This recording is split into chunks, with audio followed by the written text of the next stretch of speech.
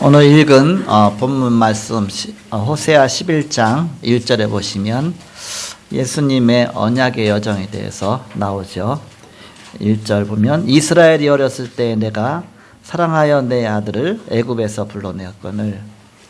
제목을 언약의 여정을 가라, 그런 제목으로 하나님 말씀을 나누고자 합니다. 이번 주 암송 구절은 로마서 3장 23절입니다.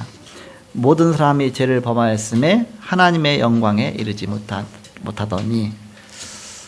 그 다음에 보면 하나님의 은사는 그리스도 예수 안에 있는 우리 주 안에 있는 영생이니라. 그리스도 안에서 우리에게 주시는 영생, 중요한 축복을 예비하셨습니다. 지난주 강단에 묵은 땅을 기경하라, 그런 말씀을 주셨습니다.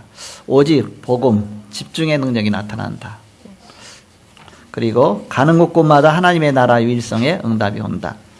이 언약 잡고 기다리는 것이다. 그러면 서밋의 응답이 온다. 하나님 나라가 임하게 된다.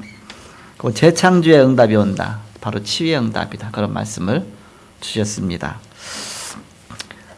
서론적으로 전도를 어떻게 해야 되는가 질문은 귀한 질문이지만 그러나 전도를 모른다는 것입니다. 전도는 나의 일이 아니기 때문에 하나님이 하시는 것이기 때문에, 그래서 우리는 바로 전도자의 삶의 언약의 여정을 가는 것이다. 우리의 하나님이 우리의 언약의 여정으로 인도하십니다. 여기서 우리 인생의 중요한 축복을 누리게 되는 것입니다. 마태복음 2장에 보면 예수님의 언약의 여정이 나옵니다. 동방박사들로부터 그리스도 왕의 출현을 전해들은 헤로드 왕은 그리스도를 죽이려고 베들레헴 동네의 2살 아래를 다 죽여요. 그런데 그때 애굽으로 피난 갔다 오시는 예수님의 언약의 여정이 마태복음 2장에 나오는데, 그 2장 15절에 보니까 호세아서 11장 1절을 인용하면서 이 말씀이 성취됐다, 그렇게 기록하고 있죠. 예수님이 헤로드 왕의 그 학살 사건을 피해서 애굽에 갔다가 다시 또 애굽에서 출애굽하는, 그것도 아기 예수님 때 하나의 예수님의 언약의 여정이라고 볼 수가 있습니다. 천사들의 활동으로 예수님의 언약의 여정이 시작되었습니다. 헤롯이 다 죽이려고 막 명령 내려고 막, 그러니까는 그때 얼렁 천사들이 마리아에게 꿈에 이렇게 지시하죠. 빨리 여기를 떠나라. 애굽으로 피하라. 애굽까지 피해야 돼요. 왜? 일대 다 죽이니까. 그래서 그때 언약의 여정이 시작되고 결국 사단의 계획은 다 수포로 돌아가게 됩니다. 메시아 죽이려고. 예수님 태어날 때부터 사실 영적 싸움이 시작된 겁니다. 그리고 또 예수님은 공생에 시작하면서 또 마귀가 3가지 시험하죠. 어떻게든지 방해하는 겁니다. 언약 성취를. 언약 성취에 쓰임받는 삶의 그 발걸음이 다 언약의 여정의 발걸음입니다. 그래서 마태복음 2장 15절에 예수님의 그 제자 사도 마태는 오늘 본문 호세아 11장 1절을 인용하면서 이렇게 호세아서의 말씀이 이렇게 성취가 됐다, 그렇게 기록으로 남겼습니다. 늘 우리가 못 보는 영적인 세계의 위험성을 우리가 알아야 되겠습니다. 이것을 모르면 나 자신도 모르게 사단에 심부름하게 됩니다. 이스라엘이 애굽에서 400년간 노예 생활했죠. 다 언약의 여정입니다. 바벨론의 포로가 되었습니다. 로마의 속국이 되었습니다. 이 언약 붙잡지 않으니까 노예로, 속국으로, 포로로 고통받다가 깨달으니까 하나님이 다시 또 회복시켜 주시죠. 그래서 우리에게 잠깐 문제가 온다 할지라도 언약의 여정 속에서 봐야 됩니다. 하나님이 창세기 12장 1절에서 9절에 보니까 아브라함에게 너는 너의 본토 친척 아비집을 떠나서 내가 네게 지시할 땅으로 가라 그랬습니다. 근데 어딘지 몰랐어요. 그냥 지시할 땅만 얘기했지 어느 지역을 말하지 않았습니다. 그런데 아브라함의 아버지 데라가 그 말씀을 들었거든요. 그러면서 안 떠나는 거야. 안 떠나는 거야. 하나님 말씀을 하셨는데 안 떠나요. 그러다가 이제 아브라함의 형이 죽었습니다. 아브라함의 형이 이제는 죽었습니다. 그러니까 이제 그때 충격받고서 이제 아브라함의 그 아버지가 떠났습니다. 떠나서 가다가 이제 하란이란 넓은 그 좋은 곳이 있으니까, 좋은 도시가 있으니까 거기 머물러서 별 문제가 없으니까 그냥 계속 지나는 겁니다. 하나님 중요한 계획 속에서 뭔가를 이끌고자 하시는데 그게 안 되는 겁니다. 왜? 자기 생각 속에 묶여 있으니까. 그래서 하란이란 지역에 이제 머물면서 계속 있죠. 그래도 끝까지 안 떠나니까 이제는 아브라함의 아버지가 거기서 죽습니다. 이제는 죽죠. 그러니까 아들이 먼저 죽고 이제 아브라함의 아버지가 죽죠. 그런 다음에 이제 아브라함 홀로 남았어요. 그러니까 아브라함은 그때 이제는 그 하나님의 그 언약을 생각하고서 결단하죠. 아브라함 믿음이 좋은가 봐. 어렸지만. 근데 그때가 이제 나이가 많이 갔죠. 그 세월이 한참 간 겁니다. 하나의 언약은 성취돼야 되는데. 그래서 그때 이제 조카 롯을 데리고서 거기를 하란을 떠나서 이제 하나님의 인도 따라서, 하나님 인도하신 어딘지 모르니까 이쪽입니까? 아니다. 저쪽입니까? 아니면 계속 이제 인도 받았겠죠. 어떤 식으로 인도했는지 모르지만 하나님이 계속 인도에 나가신 것입니다. 그래서 인도에서 딱 갔는데 어디에 도착했느냐 하면 가나안 땅에 도착한 겁니다. 성경에 뭐라고 기록합니까? 창세기 12장 9절에 보니까 마침내 아브라함이 저 갈대아를 떠나서 가나안 땅에 이르렀더라 그랬거든요. 마침내란 단어를 썼죠. 그 마침내가 누구의 그 마침내냐면 하나님 볼 때 마침내입니다. 거기까지 끌고 오려고 얼마나 고생했는지. 말 안 들으니까 아들 죽게 하고, 이제 언약 없는 아들 이제 죽었어요. 이렇게 이제 언약 있는 아들은 죽으면 안 되니까. 그래서 하란까지 왔는데 그래도 또 말을 안 들으니까 이제는 본인이 죽고, 언약 있는 자는 끝까지 살아남아서 아브라함은 이제는 충격받고서 이제는 떠나서 결국 마침내 가나안 땅에 이르렀더라. 아브라함은 어쩌다 내가 여기 왔지? 아직 생각을 그렇게 하는 겁니다. 어쩌다 내가 여기 왔을까? 그렇게 생각하는 겁니다. 언약 안에서 생각하는 것이 아니라. 하나님의 계획 속에서 여러분이 이 자리에 와 있습니다. 내가 어쩌다 여기 와 있어? 이게 아니라 하나님의 계획 속에서 와 있는 겁니다. 올 한 해를 하나님의 계획 속에서 지금까지 여러분을 인도하신 것입니다. 마침내 하나님이 가나안 땅에 이르게 하셨다 그랬죠. 자, 가나안 땅에 왔으면 이제 하나님 거기서 이제 계획이 이루어지려면 이제 많은 기간이 지나야 될 거 아닙니까? 그럼 시간표가 와야 될 거 아닙니까? 그래서 이제는 자녀도 낳고 또 이제는 뭔가 이렇게 중요한 언약의 그 계대를 이어가야 될 거 아닙니까? 그런 점 기다려야 되는데, 일단 하나님의 언약이 성취될 때가 기다려야 되는데, 기다리지 못하고 잠깐 흉년이 오니까 여기가 하나님의 계획이 아닌가 보다. 그 쪼르르 이제는 어디로 가느냐? 저 애굽으로 내려가요. 애굽 세상으로 또 다시 빠지는 겁니다. 하나님이 간신히 꼬셔서 가나안 땅까지 데리고 왔는데 조금만 어려움 온다고 그냥 쪼르르 애굽으로 내려간 거예요. 이렇게. 하나님 보시기에 얼마나 답답하겠습니까? 그러니까 하나님 또 깨닫게 하셔서 또 다시 그러면 출애굽을 시켜야 될 거 아닙니까? 그러니까 거기에서 아내를 뺏겨요. 얼마나 아내를 뺏기면 어떻게 되겠습니까? 그러니까 하나님 생각에는 네 아내 없어도 이제는 아브라함 너만 있으면 된다. 왜? 아브라함이 언약 붙잡았으니까. 근데 이제 하나님 계획은 그게 아니잖아요. 그래서 깨닫게 하시죠. 아내 뺏기고 나니까 그때서 아브라함은 누구한테 뺏겼느냐? 그것도 바로왕한테, 애굽의 가장 강한 바로왕 앞에 아내를 뺏긴 겁니다. 그래서 막 혼자 달밤에 하늘 달 보고서 울었겠죠. 아내를 뺏겼으니까 이렇게 혼자 울었겠죠. 그래서 기도했겠죠. 근데 하나님이 역사하셨어요. 바로왕에게 막 집에 재앙을 내리면서 너 왜 남의 아내를 뺏었느냐 뭐 했냐 막 하죠. 그러니까 아니요, 남의 아내 아닙니다. 제 구제해줬습니다. 지금 다 늙은 사람 제 구제해줬습니다. 그렇게 하죠. 그렇겠죠. 아브라함이 가서 뭐라고 속였느냐 하면 자기 죽을까봐, 아내라고 하면 자기 죽이고서 뺏을까봐 누이라고 속였거든요. 내 아내가 아니고 누이다, 누나다. 그러니까 누나하고 남매가 잘 살고 있는데 보니까 누나가 결혼을 못했거든. 사람들이 볼 때 저 노처녀가 결혼도 못하고 얼마나 불쌍하냐 그렇게 생각했겠죠. 그러니까 바로왕 생각할 때는 구제해줬다 생각하겠죠. 이렇게. 그게 아닌데 그때 이제는 하나님께서 역사하셔서 바로왕이 아니 남의 아내가 아니라 저는 이렇게 단순히 이렇게 결혼 안 한 여자라고 그랬더니 아니다 저 아브라함의 부인이다 해서 막 반 죽여놔요 이렇게. 그러니까는 바로왕이 잔뜩 이제 당한 다음에 물론 천사통에서 했겠죠. 그래서 아브라함을 따져 묻죠. 너 왜 나한테 거짓말했느냐. 그래갖고서 막 따져 묻잖아요. 그러니까 아브라함이 제가 죽을까봐 제 목숨 사람이 누구나 죽이면 끝이니까 죽을까봐 또 아내 뺏으려고 내 죽이면 어떻게 합니까? 그래갖고 자기가 그렇게 말을. 근데 사실은 제 사촌간이기 때문에 아내는 아내입니다. 이렇게 얘기를 하죠 이렇게. 그러니까는 넘어갔는데 이제는 그 바로 왕이 그때 이제는 내가 그러면 너에게 보상을 해주겠다. 그래갖고서 어마어마한 막 짐승 같은 거 주고 막 폐물 주고 그냥 귀한 비싼 보석 같은 거 주면서 야 이거 줄 테니까 이거 갖고 이제 좀 됐지. 이제 위로가 됐지. 그러면서 이제는 줘 갖고서 돌려보내는 겁니다.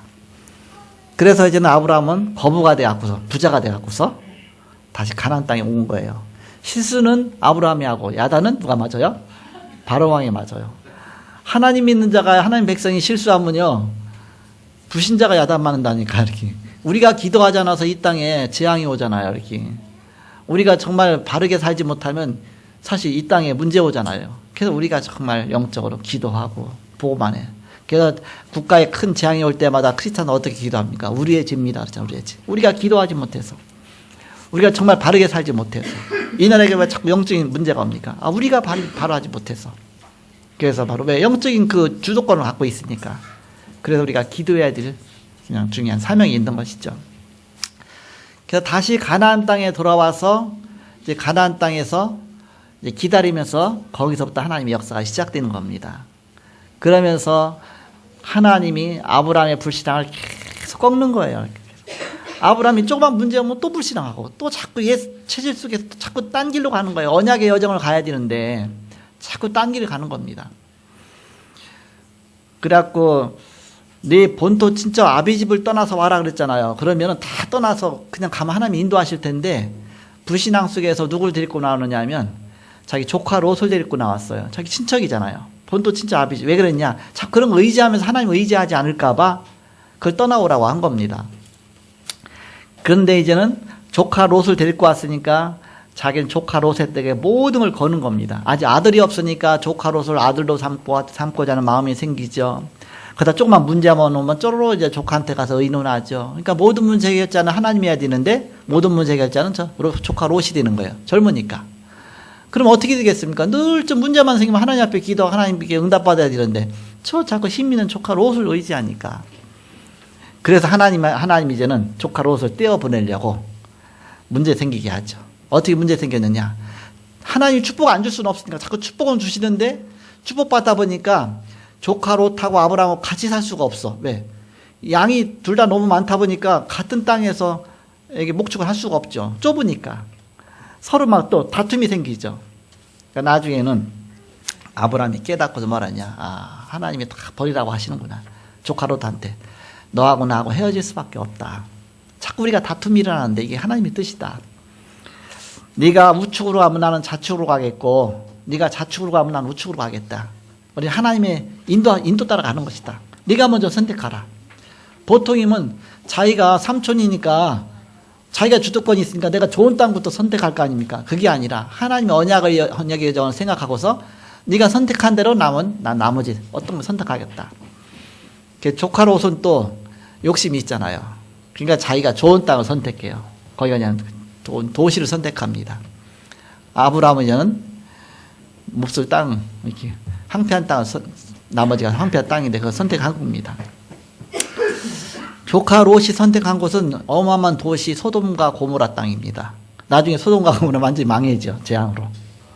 그래서 아브라함이 선택한 곳은 산지입니다. 다 떠나보내고 나서 이제는 아브라함에게는 하나님밖에 안 남았잖아요. 그러니까 거기다가 이제는 상수리 수풀에다가 상수리 나무가 굉장히 큰 나무예요. 큰 나무에다가 우리나라는 조그맣잖아요. 근데 큰 상수리 나무에다 그 밑에다가 돌로 예배 단을 쌓아놓고 거기서부터 본격적으로 기도하기 시작합니다. 이제 기도를 어느 정도 기도가 불이 붙으면 쉽게 말하면 기도 집중이 되면 뭔가 하나님의 계획을 깨닫게 되잖아요, 자꾸. 그러면 계속 인도받아 나가니까 점점 이제는 하나님의 계획과 방향과 일치하게 가는 겁니다. 그러면서 하나님이 축복하셔서 아브라함이 가병 318명, 집에서 이렇게 뭐 농사도 하고 또 때로 전쟁이 일어나면 같이 전쟁도 하고 할 수 있는 318명의 이제 군사가 이제 세워지는 겁니다. 그러니까 얼마나 축복하셨습니까? 자기 혼자 나왔는데. 그 많은 양들을 다 거느리려면 그만큼 또 사람들이 다 필요한 것이죠. 그러니까 자기 일꾼들이 318명이 돼요. 그러면 일꾼이 318명이면 그 부인도 있을 거 아닙니까? 그럼 부인 뭐 적어도 318명 되죠. 그럼 또 자녀도 있겠죠. 자녀 한 명씩만 해도 318명이 되겠죠. 그러면 뭐 한 명만 되겠습니까? 두 명, 세 명 되겠죠. 그럼 적어도 1000명이 되겠죠. 1000명. 이제 1000명 정도 되면 여러분 아침밥을 먹는데 1000명이 먹는다고 생각해 보세요. 쌀 몇 가마 쌀 해야 돼. 밥 해야 됩니까? 그러니까 늘 잔치할 수밖에 없는 거예요. 그만큼 사람들이 그 정도로 하나님이 거부가 되게 하신 겁니다. 그 일대에 엄청난 축복 주신 것이죠. 그러다가 어쩌다 전쟁이 일어났어요. 소돔과 고모라 그 자기 조카 롯이 있는 그 지역이 전쟁이 일어났습니다. 그래갖고서 5개국 연합국과 4개국 연합국이 서로 붙어버렸는데 굉장히 강한 그 연합국이에요. 그러다 보니까는 전쟁에 패하고서 뭐 아브라함 있는 곳은 괜찮고 그 조카 롯이 있는 곳에 그 조카 롯이 포로로 잡혀간 겁니다. 그 소식을 듣고 나서 조카가 나 따라왔는데 지금 잘 살고 있다가 전쟁이 포로로 갔으니까 하나님 앞에 기도하다가 또 하나님의 계획을 깨달은 겁니다. 아, 우리의 군사 몇 명 안 되지만 318명이니까 얼마 안 되지만 우리가 가서 뺏어오자. 그 연합국이니까 어마어마한 숫자죠. 뭐 수만 명 되겠죠.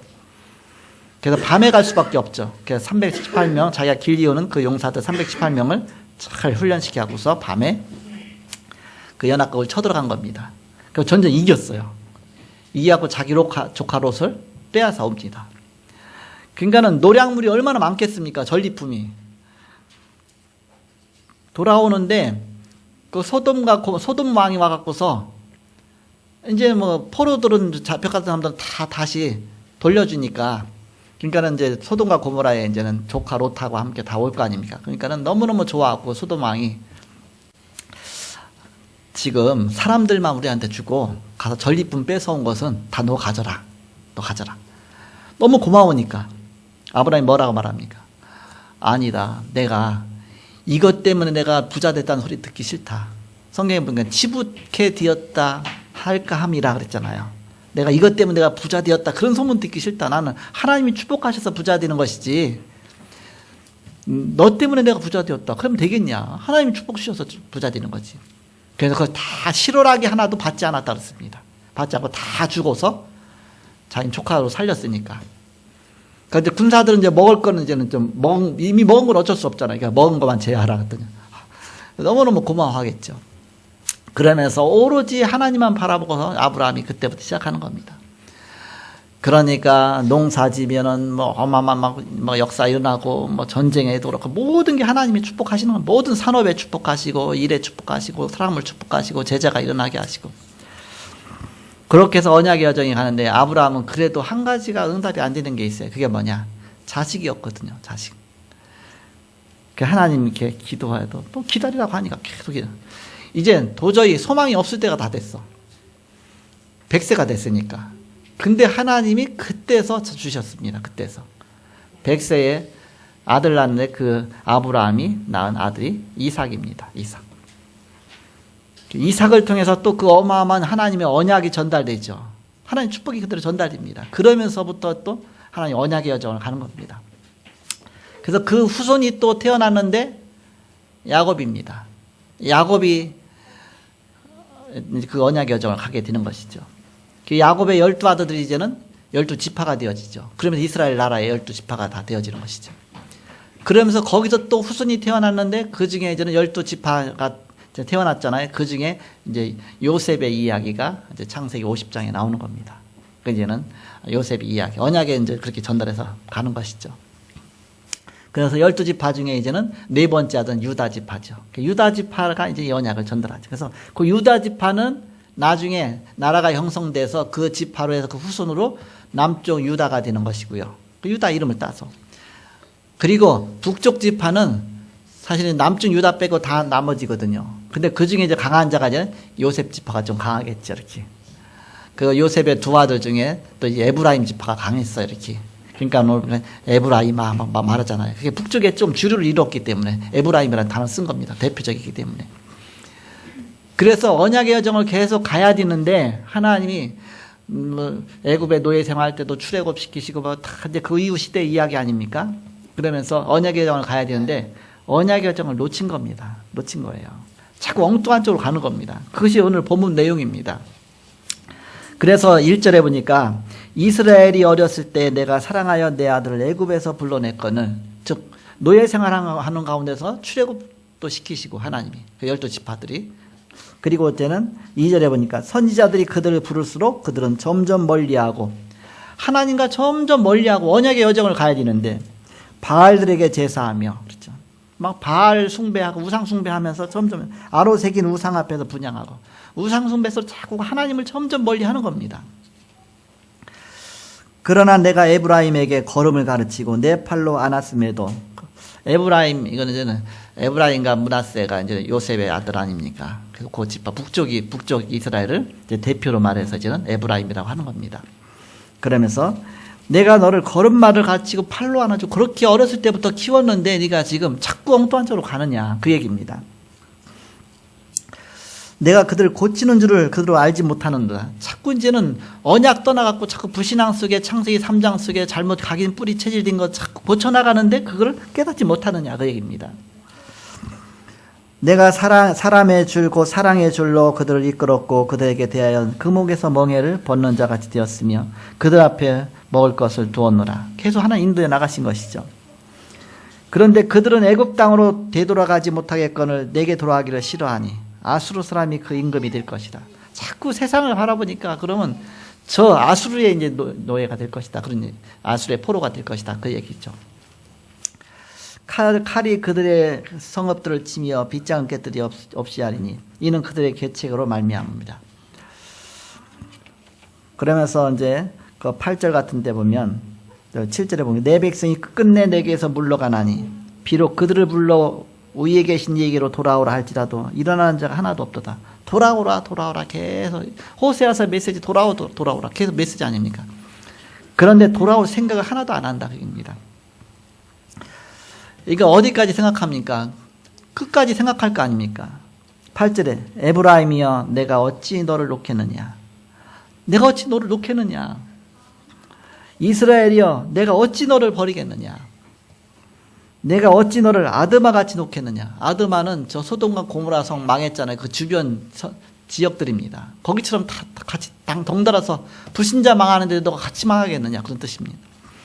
그러면 어찌 너를 스보임같이 두겠느냐. 다 그쪽 주변 지역입니다. 소돔과 고모라 망한 지역에 그쪽이 같이 망한.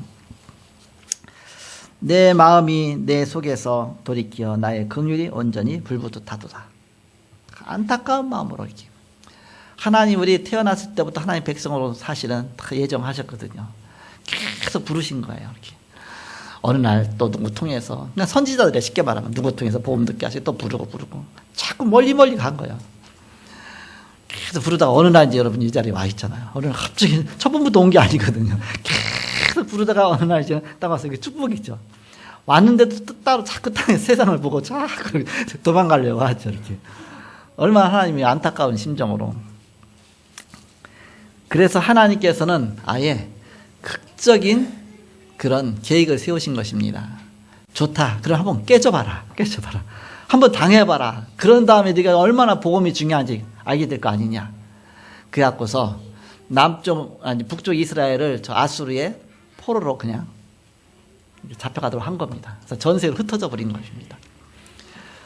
그 북쪽 이스라엘을 보고서 늘 부러워하고, 왜 잘 사니까 일단 부러워하고 따라가던 남쪽 유다까지도 자꾸 그쪽으로 쳐다보는 겁니다. 남쪽 유다, 언약까지는 유다 나라까지도. 그래서 오늘 11장 12절에서 가서 보니까 에브라임은 거짓으로 이스라엘 족속은 속임수로 나를 애워쌌고 남쪽 유다는 하나님 곧 신실하시고 거룩하신 자에게 대하여 정함이 없도다. 일단 언약의 길로 가긴 가는데 마음에 정함이 없어. 이랬다 저랬다 자꾸 흔들려 버리는 거야, 이렇게.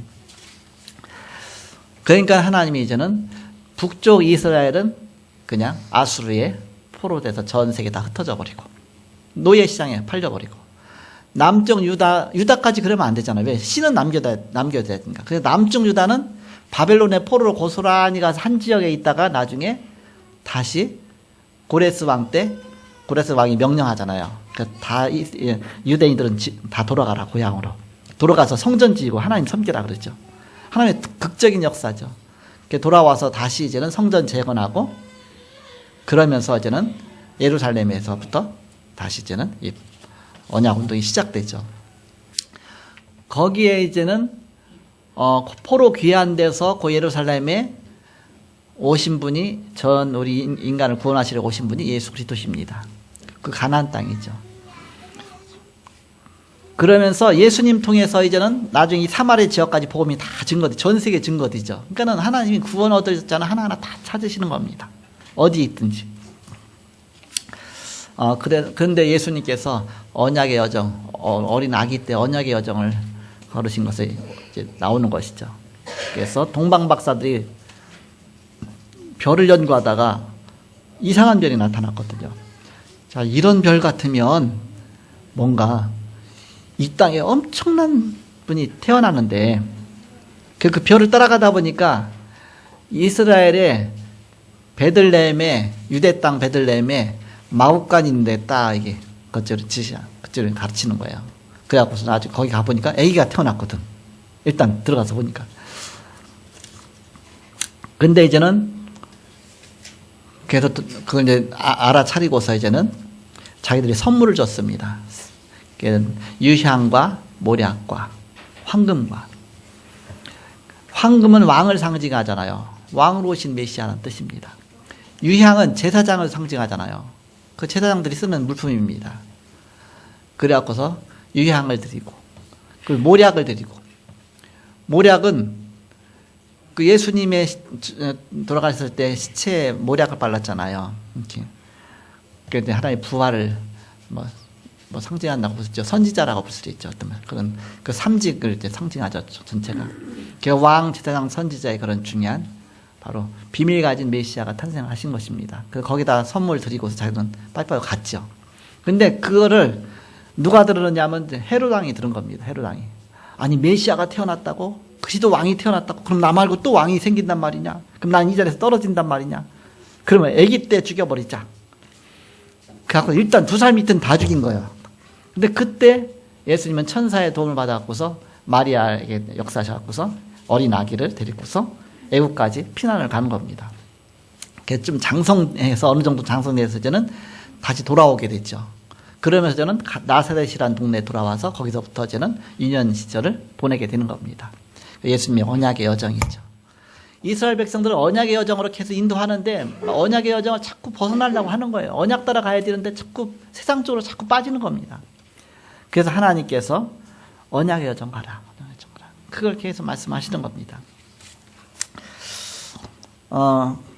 자, 그러면 늘 우리가 못 보던 언약의 여정을 가기 위해서는 못 보던 그 위험성을 늘 알아야 된다. 사단은 반드시 언약의 여정을 벗어나도록 하는 겁니다. 다른 쪽으로 가도록 만든다. 그러니까 이걸 늘 알아야 된다.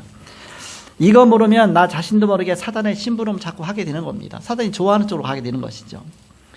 그래서 그 결과 이스라엘이 애굽에서 400년간 노예 생활했고, 물론 왜 언약의 여정이냐? 그 속에서 또 하나님 또 빼내시니까, 출애굽하게 하시니까 언약의 여정인데, 사실은 이스라엘이 불신앙 속에서 사단의 속아서까지 가게 된 거 아닙니까? 뭔가 언약 놓치니까 그래서 노예 생활을 한 것이죠. 이렇게. 그래서 장악하라고, 정복하라고 이제 간 건데, 사실은. 언약 놓치면 바벨론의 포로가 되고 로마의 속국이 되었습니다. 이 시대가 마찬가지죠. 영적 질병 시대가 됐습니다. 언약 놓치니까, 복음 놓치니까 정신병으로, 중독으로, 타락으로 점점 세상이 자꾸 그런 쪽으로 가게 되는 것입니다. 그러다 불신자 여섯가지 상태가 되어서 불신자의 종로로 타는 시대가 된 것입니다. 자, 그렇다면 본론. 우리가 매일같이 언약의 여정을 누려야 되는데 어떻게 누려야 되겠느냐? 첫 번째입니다. 먼저 언약의 흐름 안에 있어야 됩니다. 언약의 흐름. 언약의 흐름을 따라가야 됩니다. 언약의 흐름 속에 있는 단체 속에 있다는 거 감사해야 되죠. 내가 딴 데 있어 보세요. 군대 가면 뭐야, 줄을 잘 서라고 그러잖아요. 일단 줄을 잘 서야 한 줄. 이쪽 줄은 그냥 지금 뭐 가서 저 땅 파. 그러면 가서 땅 파야 돼요. 이쪽 줄은 가서 내 방 가서 쉬어. 그러면 가서 쉬어야 돼요. 이렇게. 근데 훈련소 갔더니 그래요. 그러니까 줄을 잘 써야 돼, 줄을. 언약의 줄을 잘 써야 됩니다. 언약의 흐름 속에 있는 단체 속에 있다는 것이 감사하죠. 언약의 흐름 속에 있는 이 강단과 교회 속에 있다는 것이 감사하죠. 그래서 언약의 흐름을 타고 있다는 것을 우리가 감사해야 됩니다. 우리가 한 해 동안 언약의 흐름을 타고 가는 것이죠. 현장 시대의 흐름 타지 말고 언약의 흐름을 타야 됩니다. 그게 사람의 말이 아니라 하나님의 말씀을 따라가는 것입니다. 그게 제일 축복된 사람이 어떤 사람이냐? 하나님의 말씀이 즐거워. 이 복음 들으면 기뻐. 예수도 소리 들으면 자꾸 행복해. 축복된 사람입니다. 예수 소리 들었다. 신경질다. 예수 소리 들으면 막 두드러기나. 그 사람은 예수의 사람이 아닙니다. 그래서 내가 복음의 사람이 됐다는 것이 얼마나 감사하냐. 그리고 이 언약의 흐름을 따라가고 있다는 것이 얼마나 감사하냐. 한 해 동안 언약의 흐름을 잘 따라오신 여러분 축하드립니다. 여러분 진짜 행복한 사람들입니다. 때로는 핍박이 올 수도 있습니다. 그러나 그 속에 모든 축복이 다 숨겨져 있습니다. 그래서 이것이 오히려 축복이다. 감사하면서 가라. 두 번째입니다. 매일같이 확실하게 언약의 여정을 누리는 것입니다. 어떻게 누리느냐? 그리스도로 완전히 끝을 냈거든요. 예수님께서 요한복음 19장 3절에 보니까 내가 다 이루었다. 십자가 달리시면서 마지막 하신 말씀, 내가 다 이루었다. 구약의 모든 율법과 구약의 모든 저주 십자가에서 다 꺾으시고 다 성취하셨다. 그리스도 안에서 모든 문제 다 끝났다. 이 속에 있는 것입니다. 그것이 바로 커버넌트입니다. 언약 안에 있는 것이다. 커버넌트, 언약. 그래서 우리가 언약 성취를 보려면 가는 곳마다 복음 전달된 정도를 보면 어느 정도 언약이 성취됐구나. 현장 보는 눈 자꾸 열리게 되죠. 그러면서 우리는 지역 전체를 보는 것입니다. 이 지역 전체를 진짜 살려야 되는데 우리 비전이죠. 하나님 계획 속에서 보는 것입니다. 제가 영등포역을 딱 지나가고 전철 타고 하다 보면 사람이 얼마나 많은지 갖고 이 사람들 다 구원해야 되는데 어떻게 구원하냐. 내 작은 한 몸이 어떻게 구원하냐. 게다가 기도하다 무슨 생각이 드냐. 그렇다. 그러니까 세계복음화 1천만 요원이 필요하고 대한민국에 40만 요원이 필요하고 이 구로구 양천구에 1만 요원이 필요하지. 그래서 기도 제목을 잡은 것입니다. 사도와 같은 제자 한 명만 세워도 사실 한 시대를 바꾸는데 그런 제자 찾는 것이지. 그래서 내가 말씀운동 펴고 제자운동 펴야 되는 것이지. 한 명 한 명 바꿔놓으면 또 돌아가는데 제자 찾아갖고 하는 것이 훨씬 빠르다. 여러분은 그리스도의 제자입니다. 그래서 나의 전도를 확실히 알아. 꿈입니다. 꿈. 나는 제자 찾아서 세계복음 하겠다. 저희 꿈입니다. 나의 전도 계획이죠. 그 나의 기도를 확실히 하는 겁니다. 이미지입니다. 나의 전도를 찾아서 말씀 성취가 나의 힘이 되고 나의 길이 되는 것입니다. 그리고 나의 실천을 확실히 하는 겁니다. 프랙티스입니다. 나의 것을 찾아서 하나하나 실천해 나가는 것입니다. 하나님 내게 주신 것이니까 하나. 그래서 작품도 나오는 것이죠. 실천하면서 매일매일 실천하고 찾아가면서 한 언약의 여정을 따라가는 것입니다. 그러면 나도 모르게 나중에 바로 작품이 나와 있죠. 내 인생 자체가 작품이 되는 것입니다. 마지막 세 번째입니다. 언약의 목표가 있습니다. 언약 따라가니까 하나님이 축복할 수밖에 없잖아요. 노바디의 축복이 임하는 것입니다. 노바디, 아무도 못하는 것을 하게 하시는 것입니다. 아무도 못 주는 답을 주게 되는 것입니다. 아무도 할 수 없는 것을 하게 하시는 것입니다. 아무도 못 가는 곳에 가게 하시는 것입니다. 서밋의 자리까지 가게 하시는 것입니다. 언약의 목표다. 노바디. 자, 결론입니다. 하나님은 무능자를 불러서 서밋의 자리에 있게 하시죠. 이런 축복이 임하게 되는 것입니다. 그 누구도 할 수 없는 오력충만 주시고 가장 중요한 기도가 뭐예요? 내게 영적인 힘을 주옵소서. 영력. 내게 지혜의 힘을 주옵소서. 지력. 내게 건강을 주옵소서. 체력. 내게 하나님 정말 세상을 움직일 수 있는 경제력을 주옵소서. 그리고 사람 일꾼을 붙여주옵소서. 5가지 오력, 5가지 힘, 영력, 지력, 체력, 경제력, 인력. 그래서 이 축복받으면 서밋으로 가게 되는 겁니다. 영적 서밋으로. 그래서 아무도 못하는 것을 하게 하시죠. 그러니까 이제 기능 서밋에 응답받게 하시죠. 그 왕 앞에까지 서게 하셨습니다. 문화 서밋에 응답까지 받게 하시는 것이죠. 요셉은 바로왕 앞에, 모세도 바로왕 앞에, 왕 앞에 서게 하셨습니다. 다윗은 사울왕 앞에, 다니엘은 느부갓네살 왕 앞에, 바울은 가이사 앞에 서게 하셨습니다. 우리가 24 서밋으로 들어가서 누리면 하나님은 이런 귀중한 서밋으로 가게 하시는 축복을 주신다. 그래서 오늘 이제 재직기인데 빨리 끝나려고 합니다. 그래야 재직기 진행하니까. 그래서 이런 전도자의 삶을 누리는 언약의 여정을 가시는, 한 해 동안도 언약의 여정을 잘 걸어오셨는데 이제 새로운 한 해에, 새해에도 언약의 여정을 가시는 여러분 되시기를 그리스도 이름으로 축복합니다. 언약의 여정을 가는 서밋이 되기를 그리스도 이름으로 축복합니다. 기도하겠습니다. 하나님 감사합니다.